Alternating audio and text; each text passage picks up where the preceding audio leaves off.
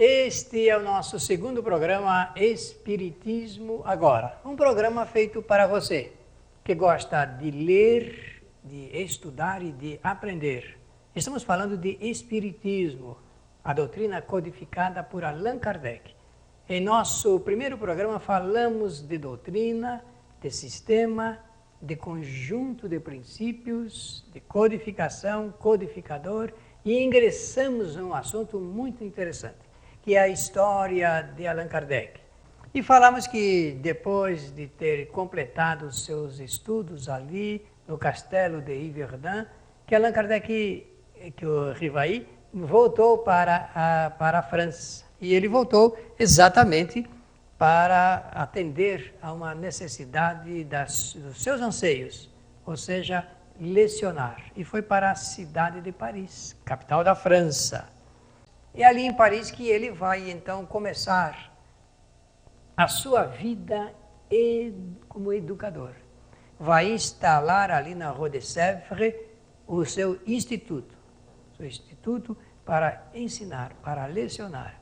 Seu trabalho foi um trabalho inteligente, porque como ele era conhecedor de metodologias da ciência, da aprendizagem, ele escreveu moções e apresentou propostas ao governo francês para a revolução, remodelação dos ensinamentos, dos ensinos da França. Então, em Paris, nessa época que estamos mencionando aqui, 1848, vemos ali o professor ensinando, ajudando os jovens franceses a aprender. Em 1854, nós vemos o professor Rivaí ali envolvidos com as coisas do ensino e outras ocupações, mas é a partir dessa data que fica configurado o seu ingresso no conhecimento de assuntos que ele não estava acostumado. E foi chamada a atenção, então, para os chamados fenômenos das mesas girantes. Esse fenômeno chamado das mesas girantes, ele agitou toda a Europa. Essa mesa que vocês estão vendo aí é uma típica mesa francesa de Paris e que era utilizada para esses fenômenos das mesas dançantes, ou mesas parlantes, ou mesas que giravam, mesas girantes. E eram mesas que se moviam, que se erguiam no ar e que respondiam, mediante uma convenção de batidas que as pessoas faziam, as perguntas que cada participante da reunião levava. Nós devemos entender que essas pessoas não tinham pensamentos sérios a respeito da vida. Perguntas triviais ali, chulas até, podemos assim dizer. Então, o Rivaí vai escrever o seguinte: isso que eu vou ler, que vamos mostrar alguns aspectos aqui na tela para você, de Espiritismo Agora, está escrito num livro publicado sob o nome de Obras Póstumas, num capítulo intitulado Minha Iniciação no Espiritismo.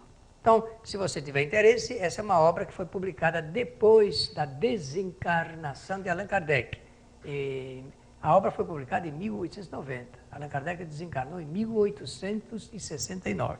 Então ele vai dizer: encontrei um dia o magnetizador Sr. Fortier, a quem eu conhecia desde há muito tempo, e que me disse o seguinte: sabeis, Rivaí, que se acaba de descobrir no magnetismo uma singular propriedade? Parece que não são apenas as pessoas que se magnetizam, mas também as mesas que giram e andam à vontade. Bem, Fortier falou dessa forma para o professor Rivaí e este ficou surpreso com a notícia e respondeu assim: é com efeito singular, respondi-lhe, mas isso não me parece rigorosamente impossível. Impossível. O fluido magnético, espécie de eletricidade, está falando o professor Rivaí. O fluido magnético, espécie de eletricidade, pode muito bem atuar sobre os corpos inertes. Um móvel, por exemplo, o caso de uma mesa, e fazê-los se mover. dada a força da eletricidade no magnetismo, então há um movimento do objeto, no caso, a mesa. As notícias dadas pelos jornais de experiências feitas em Nancy, em Marselha e outras cidades não permitiam dúvidas da realidade do fenômeno, porque os jornais faziam reportagens dizendo as coisas estão acontecendo desta forma e publicavam os lugares onde isso se dava e descreviam também. Qual a lei que poderia explicar esses fenômenos? Perguntava o professor Rivail. Afinal, que tipo de ciência pode observar, experimentar e concluir? Eu achava-me, pois, diante do fato contrário à lei conhecida da natureza, e isto repugnava a minha razão. Está escrevendo lá o Rivail.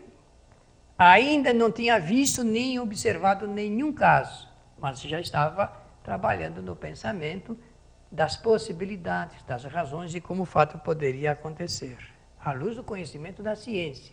Não esqueçamos, meus amigos, que nós estamos diante de uma pessoa positivista. E a pessoa positivista é aquela que só aceita um fato depois de observado e depois de ter respostas positivas para a sua existência.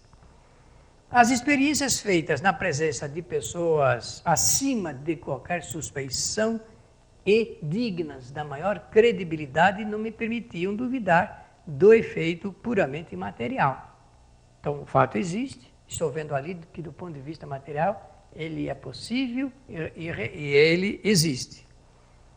Mas a ideia de uma mesa falante, isto é, que pudesse responder através das batidas, não podia entrar no meu cérebro, dizia o professor Rivail em relação a essas mesinhas parisienses.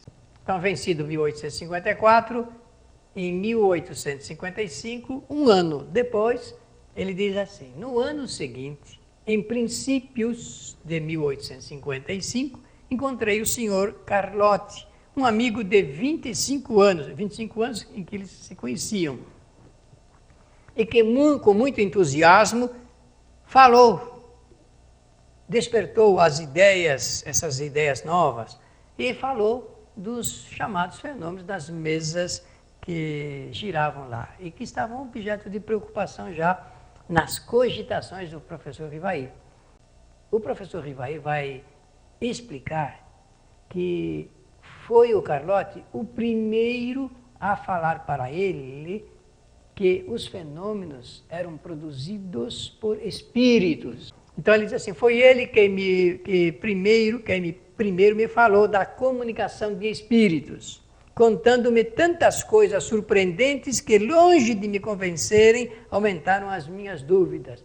Ele já não estava admitindo que a mesa, imagine entender, falar de espíritos, de almas que respondiam às questões através das mesas. Isso surpreendeu um pouco o nosso professor, mas ele continuou no processo de busca da verdade. Aí o Carlotti, como tinha muita intimidade com o Rivail, diz assim, olha, um dia você será dos nossos. E então eu respondi-lhe, não digo que não, isso veremos mais tarde.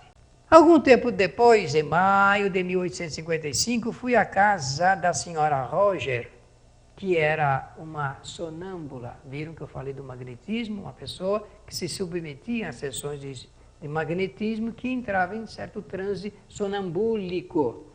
E, através de transe sonambúlico, respondia a perguntas que eram feitas sobre os mais variados assuntos.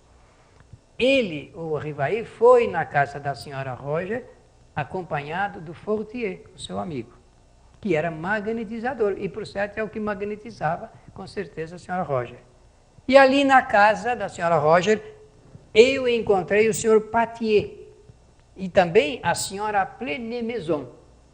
Essa senhora Plenemaison também era médium sonambúlico, e ela, por seu intermédio, eram realizados fenômenos de efeitos físicos. Além do que, ela era médium psicógrafo e também médium audiente, ou auditiva, como quiserem. E os dois, o Patier e também a Plenemaison, falaram ao professor Rivail no mesmo sentido de que Carlotti havia comentado sobre os assuntos voltados com os espíritos que se comunicavam. Eu vou mostrar para vocês 3 livros, se você se interessar pelo assunto, que podem atender a sua curiosidade sobre esta matéria. O primeiro livro é publicado pela Federação Espírita Brasileira, no seu departamento editorial. Foi escrito por Zeus Van Tuyl e intitula-se As Mesas Girantes e o Espiritismo. O segundo livro chama-se O Fenômeno das Mesas Falantes. E um outro livro que ele é muito interessante de ser lido porque é uma raridade. É uma tradução feita de um livro escrito e publicado em 1853, antes de qualquer notícia sobre o Espiritismo, onde já ocorriam, lembra-se que eu falei que em 1853, em diversas partes da Europa, já ocorriam esses fenômenos? Pois então, esse livro tem esse título, Instruções Práticas sobre as Mesas Girantes. Não tem o nome do autor, e lá consta apenas escrito por um médico. Foi publicado em 1853. A tradução, essa feliz tradução, rara oportunidade histórica, foi feita pelo nosso professor José Jorge, do Rio de Janeiro. E lá no Centro Espírita Leon Denis se pode solicitar esse livro. Aí, o professor Rivail vai continuar a descrição desses assuntos, dizendo assim: o senhor Patier convidou-me para as reuniões na casa da senhora Pleine-Maison. Se encontraram lá e o professor Patier, logo viu o interesse do professor Rivail e o convidou para as reuniões que ocorriam ali na casa da senhora Pleine-Maison, na rua Grange Battier, número 18. Nós vamos a um breve intervalo e voltaremos logo a seguir. Apoio cultural.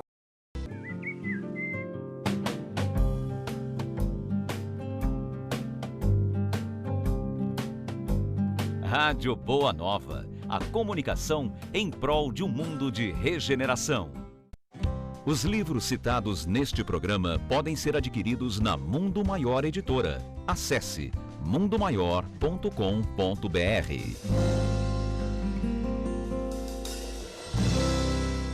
Um simples gesto, um ato de enormes proporções. Um simples gesto é capaz de dar apoio, acolher, educar, alimentar.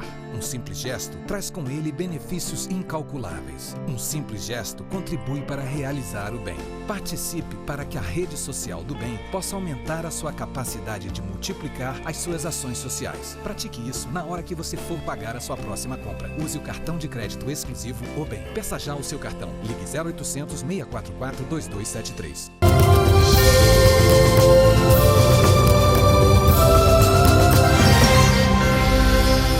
Eu estou mostrando aqui para vocês uma foto atual, ali da rua Grange Battier, ali próximo do número que nós estamos mencionando. Hoje existem lojas, muitas lojas comerciais ali naquele trajeto de Paris. Então a reunião foi marcada para uma terça-feira de maio, às 8 horas da noite. Quem está escrevendo isso é o professor Rivail. Ali, pela primeira vez, fui testemunha dos fenômenos. Lembram-se, eles não tinham assistido ainda a nenhum fenômeno. Ali, fui testemunha dos fenômenos das mesas que giravam, saltavam e corriam. E eu fui em condições de não poder deixar ou alimentar qualquer sombra de dúvida. Além das mesas, o professor Rivail teve a oportunidade de ver alguns ensaios muito imperfeitos, rudimentares até, de escrita mediúnica em uma ardósia, com auxílio de uma cesta. As minhas ideias estavam longe de precisar, isso é, de ter uma clara nitidez sobre o que estava acontecendo e o que iria acontecer.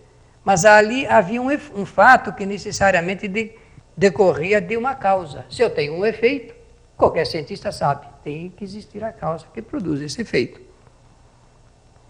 Eu entrevia naquelas aparentes futilidades, imaginem amigos, nessas diversões lá de Paris, no passatempo que faziam daqueles fenômenos qualquer coisa de sério, como que a revelação de uma nova lei, que tomei a mim estudar a fundo. Ele aumentou, não foi curiosidade, foi a sede do conhecimento. que é o que pode realmente garantir o sucesso da nossa vida. O interesse e a sede de conhecimento, a necessidade de conhecer para entender. O senhor Baudin me convidou para assistir às reuniões semanais que se realizavam em sua casa e às quais me tornei desde logo muito assíduo. Então, ele viu seriedade, a possibilidade de examinar o assunto, continuou com o seu desiderato, com o seu objetivo, com o seu propósito. Os médiuns eram as duas senhoritas Baudin, que escreviam numa ardósia com auxílio de uma cesta chamada carrapeta. Carrapeta porque é que nem aquele peão, que a gente chama de peão carrapeta, estão lembrados? Então, a cesta ela tinha aquele formato e eles se acoplavam ali, instalavam ali o lápis e através do toque das médios a cestinha escrevia. A Carolina Baudin e Júlia Baudin. Duas meninas, 14 e 16 anos, jovenzinhas, que serviram os propósitos do professor Rivail. Sabem por que isto é importante para nós, meus amigos? Porque foi através dessas médios jovens que ele pôde fazer perguntas sobre filosofia, história, antropologia, psicologia, economia, fatos sociais, para os espíritos. E através dessas médios, esses espíritos, com um conhecimento muito superior, respondiam. Um dos primeiros resultados das minhas observações foi saber que os espíritos que respondiam às questões formuladas eram almas de homens, isto é, daqueles que já haviam estado aqui e que agora em outro estado de erraticidade, podiam se comunicar conosco através de intermediários. Comecei em 1854, 1855 e agora eu projeto para 1856. No mês de maio, lá na rua Tiqueton, na casa do senhor Roustan, lembre-se que agora já está indo para um outro lugar, realizar novas experiências e continuar o desenvolvimento do seu trabalho. Ali ele vai encontrar, então, uma jovem, sempre os jovens médiuns servindo às grandes causas, né? A Ruth Celine Jaffé, que vai ajudá-lo também no desenvolvimento desse trabalho, das perguntas e questionamento feito juntamente com os espíritos. Então, Paris, da mesma forma como aconteceu em Londres, Paris, capital da França, foi invadida também pelos espíritos que se comunicavam através dos mais variados meios, desde a mesinha, da cesta, das pessoas, dos médiuns psicógrafos também. Então, é por isso que está essa chamada Paris e a invasão dos espíritos. Quando o Livro dos Espíritos foi editado, a França e toda a Europa recebiam uma forte influência cultural, social, política, religiosa e econômica de diversas correntes. Estudá-las significa entender o momento cultural, social, político, religioso e econômico de quando nasce a nova doutrina, que vai tocar nesses pontos e explicar como é que os espíritos superiores esclareceram a Allan Kardec de como tudo poderia mudar para melhor. Então nós vamos começar dizendo da ordem do positivismo, da doutrina positivista. E quem iniciou, quem estudou, quem apresentou a doutrina positivista foi Augusto Comte e também Herbert Spencer, dois intelectuais que discursavam em torno dessas legendas, desses estudos a respeito do positivismo. E também a forte influência do ecletismo. Ecletismo, movimento eclético, reunião de diversas tendências, diversos estudos. É por isso que está ali uma conciliação de alguém que fazia esta conciliação. Correntes ecléticas aqui aceita diversas teorias.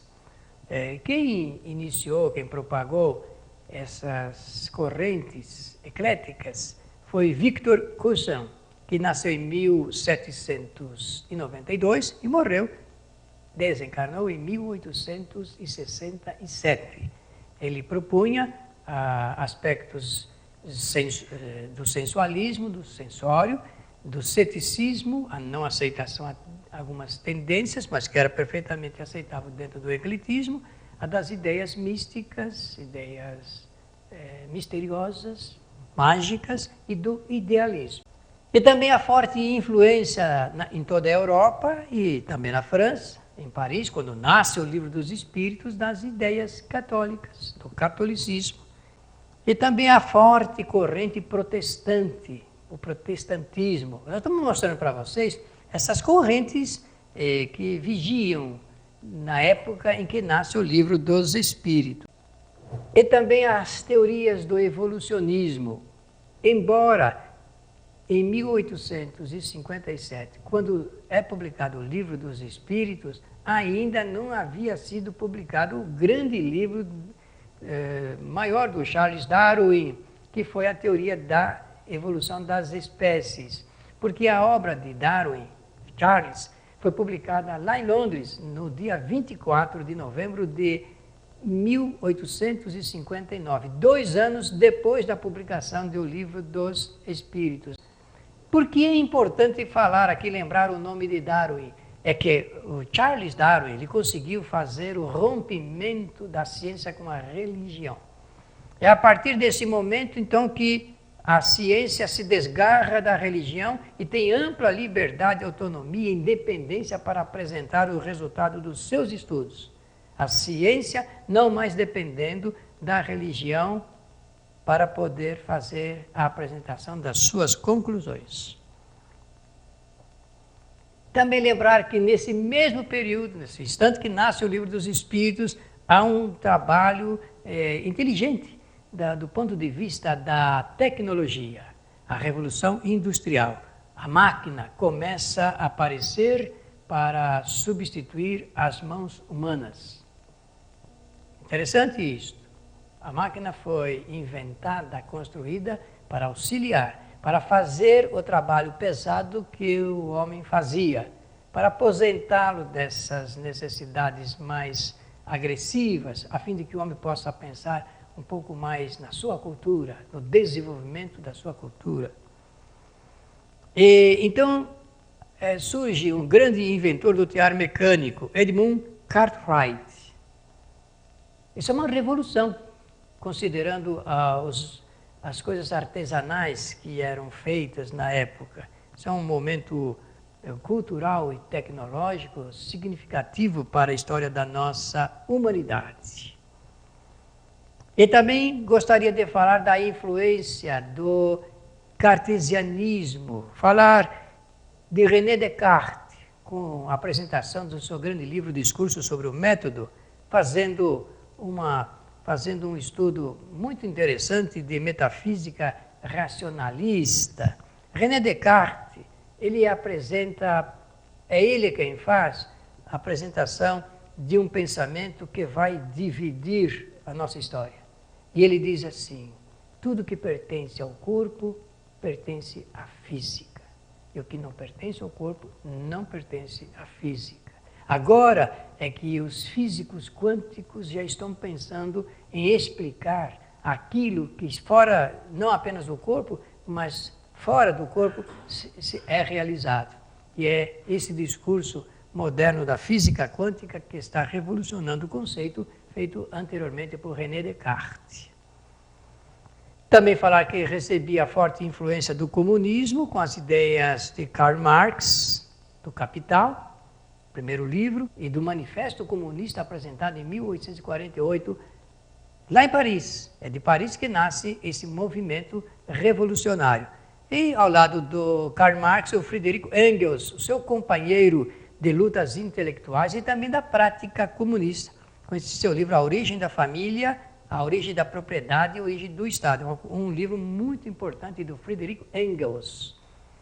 E as correntes socialistas as mais diversas, como de Robert Owen, dissertando e propondo o cooperativismo como solução para os problemas de ordem econômica, do Henri Saint-Simon, considerado o fundador do socialismo moderno e teórico do socialismo utópico. São correntes que influenciaram bastante a França, Paris, na época em que nasceu o Livro dos Espíritos. Fourier, prático do cooperativismo, crítico do capitalismo da época. Dá para entender toda essa força fomentadora das mais diferentes correntes do anarquismo, propondo nem servo nem senhor, do Immanuel Kant, da metafísica, da crítica da razão pura, enfim, de todo este universo. É exatamente nesse ponto que nasce o Livro dos Espíritos, nesse caldeirão fomentador de ideias. E a doutrina é apresentada, então, ao mundo no dia 18 de abril de 1857. Estamos terminando mais um programa, Espiritismo Agora, agradecendo a sua atenção. Até o próximo programa e muito obrigado.